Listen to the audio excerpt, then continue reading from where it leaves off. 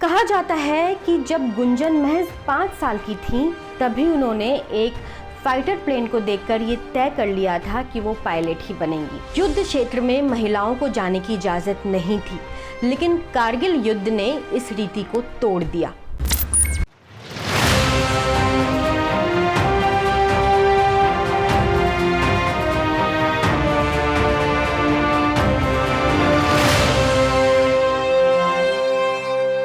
Netflix पर Gunjan Saxena the Kargil girl का trailer release हो गया है। इस फिल्म में गुंजन सक्सेना के रोल प्ले कर रही हैं जानवी कपूर।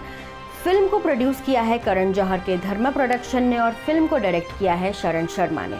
इस फिल्म में जानवी कपूर के अलावा पंकज त्रिपाठी, अंगद बेदी और विनीत कुमार सिंह भी हैं। फिल्म का ट्रेलर कैसा है, इस पर अलग से बात करेंगे, लेकिन इस वीडियो में हम आपको बताएंगे गुंजन सक्सेना की कुछ ऐसी बातें और किस्से, और साथ ही ये भी कि उनको कारगिल गर्ल के तौर पर क्यों जाना जाता है।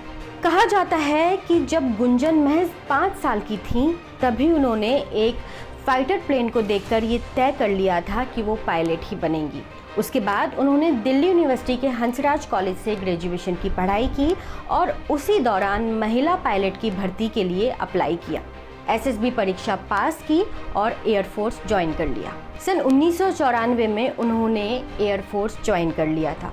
उस दौरान ना ही महिला पायलटों को युद्ध में जाने की इजाज़त थी और ना ही फाइटर प्लेन उड़ाने की। गुंजन की पहली पोस्टिंग जम्मू एंड कश्मीर के उधमपुर में हुई थी और फिर साल 1999 में भारत और पाकिस्तान के बीच युद्ध छिड़ गया और गुंजन को उनकी साथी लेफ्टिनेंट श्री विद्याराजन के साथ युद्ध क्षेत्र में भेजा गया। हालांकि इससे पहले तक युद्ध क्षेत्र में महिलाओं को जाने की इजाजत नहीं थी, लेकिन कारगिल युद्ध ने इस रीति को तोड़ दिया।